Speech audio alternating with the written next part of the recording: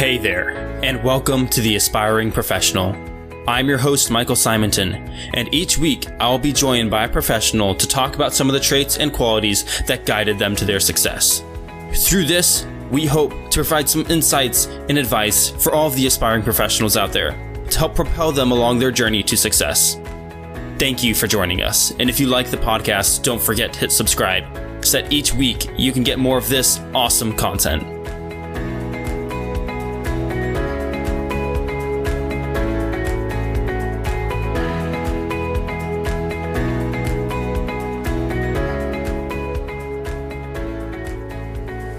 Good afternoon, Eric. How are you doing today? Doing awesome. How you doing? Dude, I am living the dream, my brother. Just living the dream. It's beautiful out here in Atlanta. It's a little overcast, but I like it. So, like I mentioned earlier, the whole point of this podcast is going to be to provide some tips, tricks, and advice to those aspiring professionals or people who are just getting out of college, high school, and trying to figure out life and figure out what career possibilities there are. So this is somewhere where they can go to figure out, what a day in the life of a real estate agent looks like, or the day in the life of a salesperson looks like, and to figure out what got those individuals there, so they can copy and imitate and really, help propel them along their career. So do you mind give us a little background on who you are, what you do, and how you got there? All right. So who am I? I'm a real estate agent here in Oregon. Basically a private broker, a broker under a brokerage, hybrid real estate, independent broker, that is. So I don't really have, I'm my own boss. I don't have anybody really looking after me or whatever. I do have a principal broker, but that's about the extent of that. What I do, so I sell houses, I sell commercial real estate, I sell lots. I help people figure out, their real estate needs, help them get into houses, help them get out of houses if they're in a tough situation, so on and so forth. So how did I get here? So out of high school, I went to college for 3 years to be an aerospace engineer. I got into the third year and it was pretty tough, but I just wasn't feeling it. I didn't feel like it was something that I would, I thought maybe I'd be good at it, but it just wasn't feeling right to me. So I switched that over to business in my third year, and it would have been pretty easy to finish that business up, to get a business degree, that is. I went and spoke to a local family friend that I know, and he does a lot in real estate, mostly buying properties and subdividing them and, getting the resources off of them, whether it's trees or gravel or whatever he could do, and then splitting them up, putting home sites on them. So I went and talked to him. I had a bit of a business idea. I said, hey, I want to flip houses, and, add a green kind of theme to them, do something that will provide more of like a self-sustaining value, make them efficient, and go on like that, just kind of head down that road. Just kind of got that entrepreneur mindset going forward from there. He said, hey, I think that's a good idea. May or may not be the best time to do that. But he said, you know what, you need to get in the game, and you can't just jump into that. You need to have some experience. You need to know what you're doing. So he said, hey, go be a real estate agent.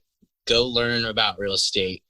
Go figure it out on yourself, start doing well. And at some point later down the road, maybe that's what you can work towards, if that's still your goal. So I took his advice. It took me about 2 months, 6 to 8 hours a day, doing classes through the computer, and I got my license.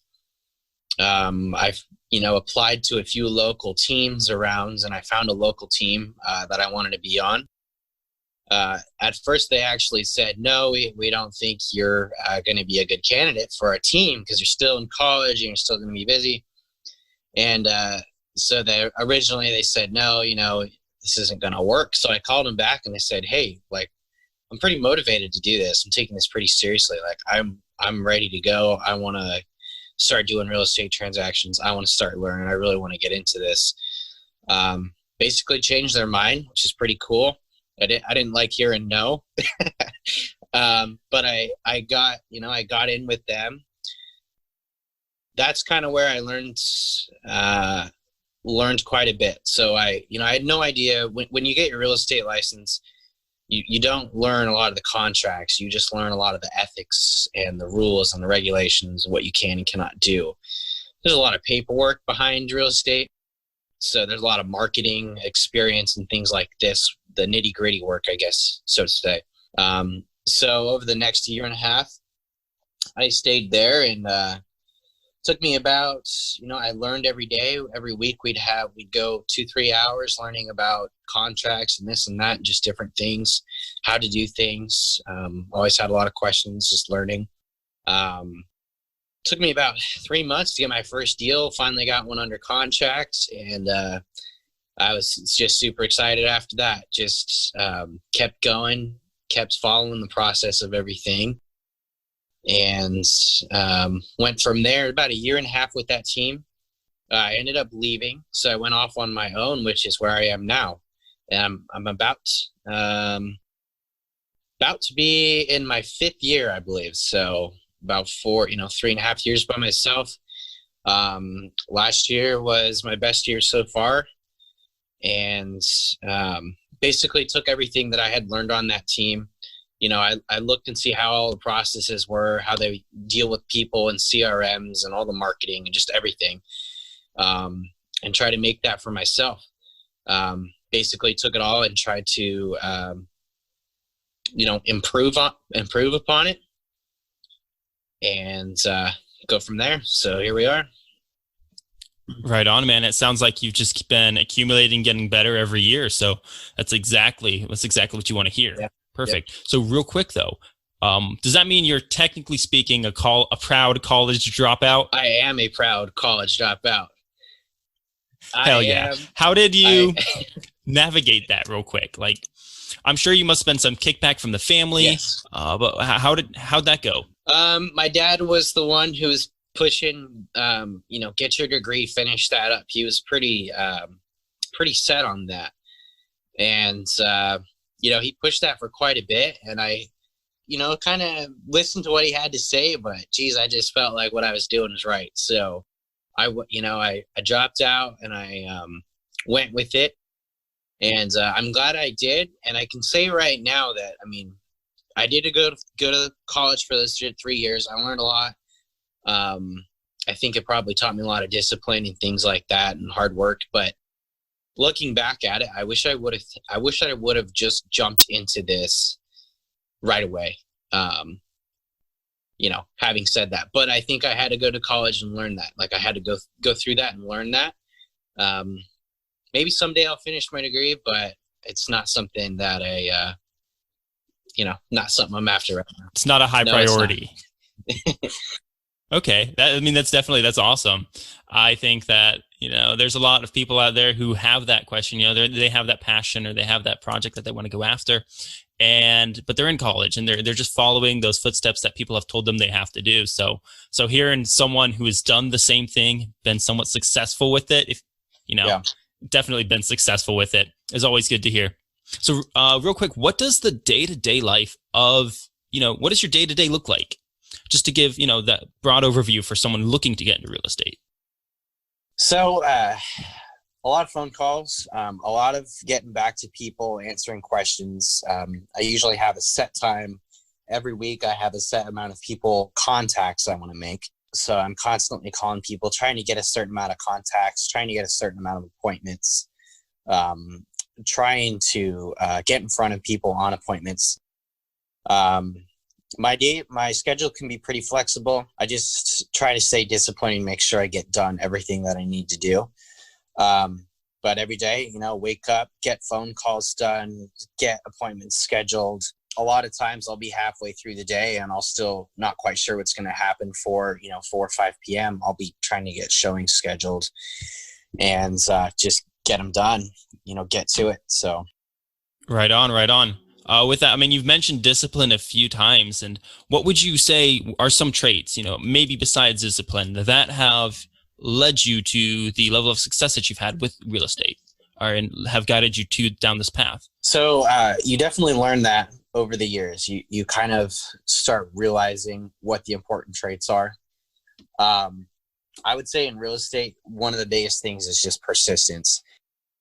There's a lot of times where people will say no, or they're not ready, or, they're kind of taking their time. But if you stick with it and keep following up with them, it's very possible that they can come back around, or at some point they do end up buying something with you.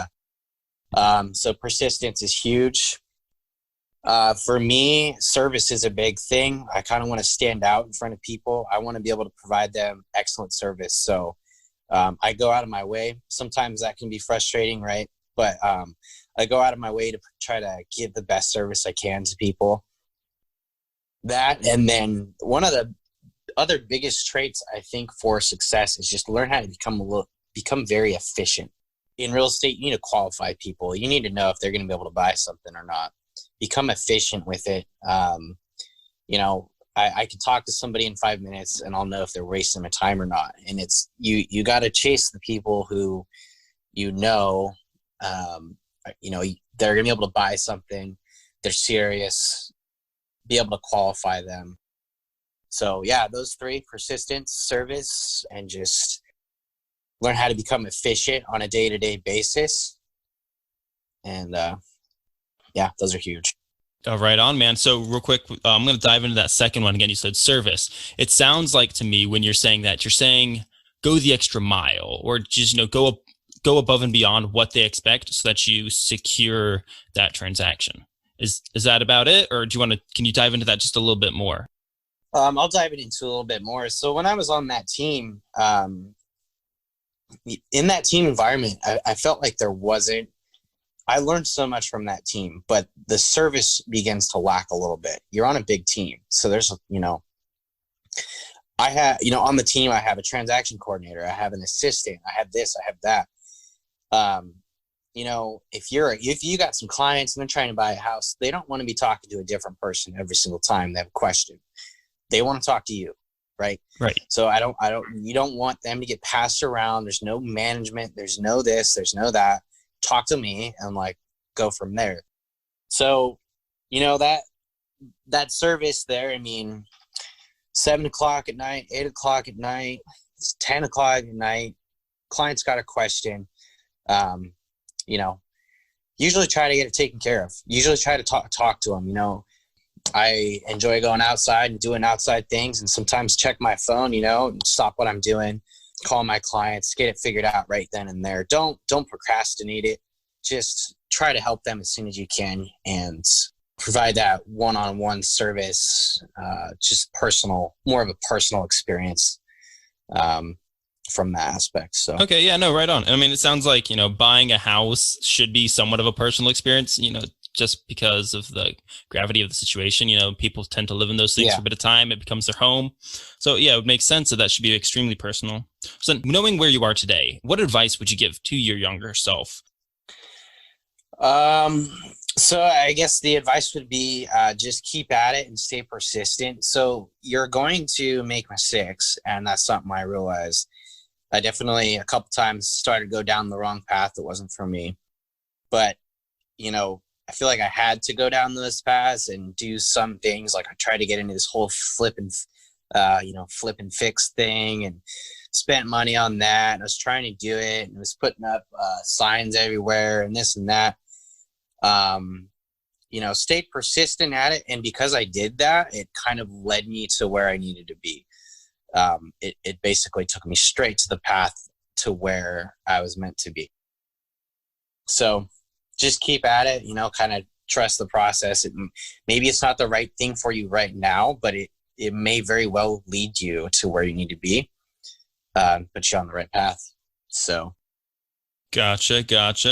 So then getting into this, it sounds like you developed a lot of persistence and discipline. How did the realities match your expectations? So when you first started, did you have this grandeur idea? You said you wanted to, go green with the houses and be a little more eco-friendly there. How did that line up to where you are today? And then where do you see that going in the future? So originally I wanted to start fixing, like flipping houses like that in a way. Yeah, I had an expectation for that. It's not what I'm doing right now. So, I had a expectation as a real estate agent as well. You think that you can get in there easy and, just get deals done, and you got to take it serious. So expectations in real estate can be pretty frustrating at points, because you can have a house under contract for a whole month, and then the day of closing, it may not go through. The buyers might back out, sellers might back out, something might happen, and you could have just worked for a whole month and you don't have anything to show for that. So that can be frustrating. You definitely can have these high expectations and not reach them. So that's kind of the reality of it, though. And something I've kind of learned, right? How to deal with it. You just kind of have to keep that in the back of your head and know that that's possible. It could happen, but just try your best to prevent it, I guess, in a way. Okay. So is it anywhere near as fulfilling as you had anticipated to begin with, or have you become disenchanted with the idea since then? I went through some tough stages, but at this point, it's definitely fulfilling. Very fulfilling. Yeah, I love it, and wouldn't want to do anything else. That's for sure. Right on, man. That's right where you should be then, because Yeah. you can do, most people can do a lot of jobs, right? But the only jobs that they're really going to excel at and do great at are the ones that they're in love with, and the ones that they like doing or enjoy doing. So I think it's phenomenal that you enjoy it so much. So what advice would you give to someone who's just getting started in real estate? Like, what was the key thing that you wish you had known starting? And like, how would you guide someone through the process to get to where you are today, or even better? So I would have to say that I've seen quite a few people join and they try to do everything by themselves. For me personally, being on a team, having structure and having times where we'd learn about things, having someone there who's experienced, who can guide you through that process, that was extremely important, and that would be my recommendation. The downside to that is, if you're on a team, your commissions are split with the team, so you don't make as much, right? You're more there to learn about what you need to do, how you need to do things, and what it takes to get where you need to be. So it's more of like sucking it up from the beginning. You're not going to make as much, whatever. It's more about the learning and the experience. And then once you have that down, you kind of have a solid foundation.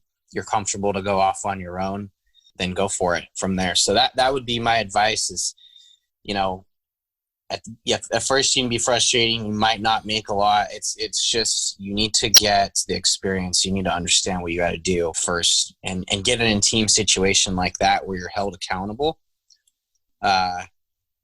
I think that's a big thing, Yeah. having people there to hold you accountable. So, Okay. So basically, like, get in with the team, but it sounds like, you're prioritizing learning and growth over the paycheck. right. And so, Yeah. Okay. Yeah. Because that's a misconception that, goes around, is that you want to get the highest paying job that you can get as soon as you start in anything. But in reality, if you get like the medium paying job, then you have a little more wiggle room. So if you mess up, there's not as much weight and pressure looking down on you. So you have more room to grow and to develop and to experiment and try things. Yeah, for sure. That's well said. It was definitely hard to just jump right into real estate. You're uncertain of, when's my first deal going to happen? When's this going to happen? But trust the processes that are put in place for that, and just take the risk. I jumped in, I just took the risk, didn't know when I was going to close my first deal, and just going to do it, work hard, and just have that, set that goal. I'm going to get something done. I'm going to get some deals and keep growing from there. Kind of. Okay. Yeah. So did you have you had goals set, obviously, but how was that first, month or two when you had finally gotten out on your own and you weren't receiving the paycheck from the other individuals anymore, the other company? And so, you're really just solely relying on yourself. How was handling that? Did you have a bunch of finances saved up? What did that look like? So interesting enough, a year after you leave a team, in my situation, you have to give them half the commission of anyone you were working with beforehand with them when you were on the team. So anybody that's in a database, anybody you were in contact with, you still got to give them that commission, half that commission. I got pretty fortunate. I got off the team. I ended up getting some awesome referrals from friends, family, and just picking up leads that I wasn't working with previously. And things just went fantastic. I mean, I pretty much was closing deals and making double. And I ended up closing twice as many deals, making double as soon as I got off the team. So worked out really well. And I think that just kind of motivated me more because it kind of just sheds light on what this can go to. So in my case, it worked out great. I was definitely nervous about it. Finances wise, I mean, I probably, honestly, at that point, I probably had like a few grand, maybe a couple $1,000s in my bank account. I didn't have a lot of marketing, room for marketing and able to spend money on ads like a lot of other agents can at that point. So you were like solely relying on those referrals, but it sounds like you had that stroke of luck, if you want to call it. I don't think there was any such thing, because luck is when preparation meets opportunity. So yeah. It sounds like that opportunity there, it really was like such a great positive reinforcement that, you're doing the right thing and that you finally were prepared and you learned enough and developed enough with that team to break out on your own and to finally start your own thing, your own gig. It was really motivational, actually. It was really exciting. And, started, once I got off the team, I was, man, I really gotta work really hard. Started doing that, and it really it paid off. So, okay. Did you have any specific resources that you leaned on, aside from everything you learned throughout the whole process with the team? Was there anywhere else, like any online databases or anything like that you leaned on for information within regards to real estate? So if I have questions, so I do a lot of continuing education, first of all. So there's quite a bit continuing education real estate agents can do.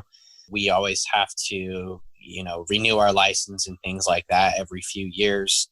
And there's certain qualifications that we can do. So I started working right away, taking classes, getting some new qualifications. Some of those classes were online, so I guess you could maybe consider that online education. When I have questions regarding current transactions, or I'm not sure exactly what to do, I'm able to go out and reach out to my principal broker at Hybrid. And so I can call him with questions. Maybe a situation comes up and I can talk to him and learn from there what to do and how to handle a situation. So having that support is, in this case, priceless, because there's definitely times where I was stuck. I had no idea what to do, and I'm able to call my principal broker, and he's able to help me out through that. So okay, nice. That sounds good. I mean, always, they say you should have like 3 groups. You have those who know more than you, those who like you're equals with, and then those who you're teaching to. And that way, you can really instill and continue to learn and to grow and have like the highest quality relationships. This is perfect. So before we wrap this up, I've got one last question for you. Okay. I heard you had a pretty good year last year, and you went out and you bought yourself a little bit of a toy. Do you want to tell us about that? Well, sure, I'll tell you about it. So I had a big year. I did really well. Worked definitely really hard. At times I had 5 or 6 transactions going on, which can be very, very stressful. You don't know if they're going to close or not.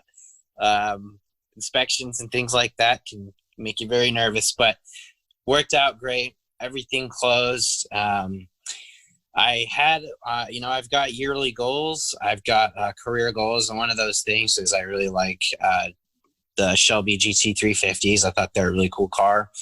Well, I had wanted one for a couple of years. Everyone, even my clients, were just like, man, this guy never shuts up about trying to get one of those cars.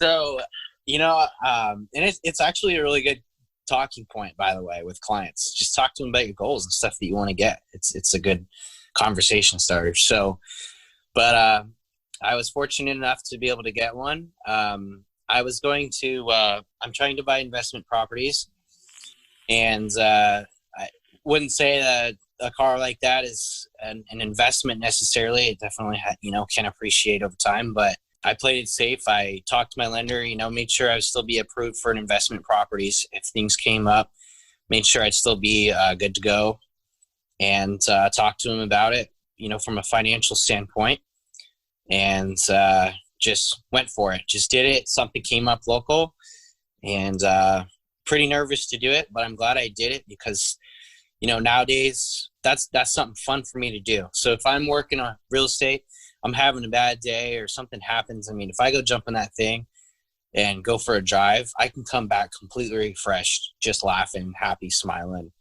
And you mean that thing being your G3? What exactly is it again? I'm sorry, I keep forgetting the name. It's a Shelby GT350. Nice. And so, but it's just one of those things that makes you happy, but you're able to go enjoy that, and then you can come back and just put your head down and get back to work. Also, in that regards, it's kind of a risky thing. It's an expensive thing to get, and so it kind of makes you like, well, I need to keep working hard. It's kind of pushes you to keep working hard. So absolutely. I mean, I can't imagine it was cheap. So you've always got that in the back of your mind. And then I've seen some of the custom mods and all the stuff you're doing to it, and can't imagine that's cheap either. So it's just that reinforcement there that you're doing where you're like, okay, you keep, it's like you're setting an incentive system up where you're like, if I work this hard, if I achieve these goals, then I'm going to reward myself. And I think that's what we all really need to do. Otherwise, like, what's the point of working so hard? And how do we keep, making sure that we're energized if we don't have something, feeding back into that system? Yeah, actually, now you're talking about that system. I actually have basically like a timeline, a goal line of that set up. The first thing I had wanted in the first 2 years of real estate is I bought a new dirt bike. I like dirt bikes, so that was kind of one of my goals, and I got it. And after I did that, it really does motivate you more. It's like, I got this goal, I achieved that, and now you want to work even harder to continue, just continue what you're doing, continue growing, continue learning, keep moving forward, and then you hit the next one, and you're just as excited again, and you just keeps pushing you forward. It's great. Right on, man. So, real quick, if any of the listeners out here want to get in contact with you, where can they do that? Well, I guess you could just look me up. I mean, hey, send me an email. Emails work. Definitely can get back to you. I'll give you my real estate email here. It's Eric, ERIC, at superagentguy.com. Right on, man. And if I'm not mistaken, your other handles are something along the lines of Super Dirt Bike Guy, right? That's correct. Oh, this is something real quick we should talk about. I got a lot of when I left the team, my whole thing was Super Agent Guy. I was trying to push this name, trying to push this thing. I actually had it when I was on the team, and it was discouraged. That's goofy. It's not very professional. It's not this, it's not that. I have a Zillow picture. It's me and my dog. Everyone else's Zillow pictures are, them in a nice suit and tie, and it's just me being me, I got a lot of heat for that.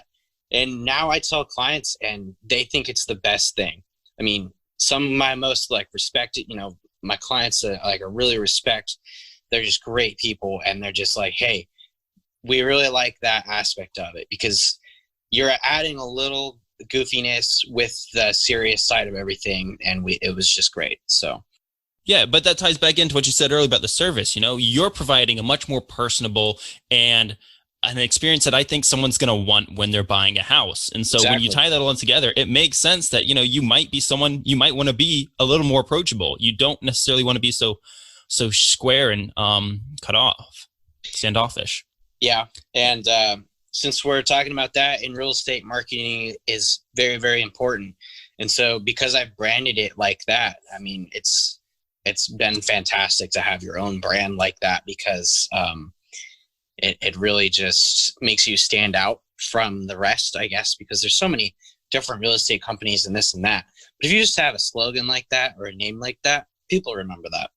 So beneficial. So, absolutely, man. Well, Again, thank you so much for your time. I'll be sure to link your website and stuff like that in the show notes so people can get in contact with you there if they'd like to. But I really appreciate it, Eric. It was a great time, man. Thanks, Michael. Appreciate it. Cheers.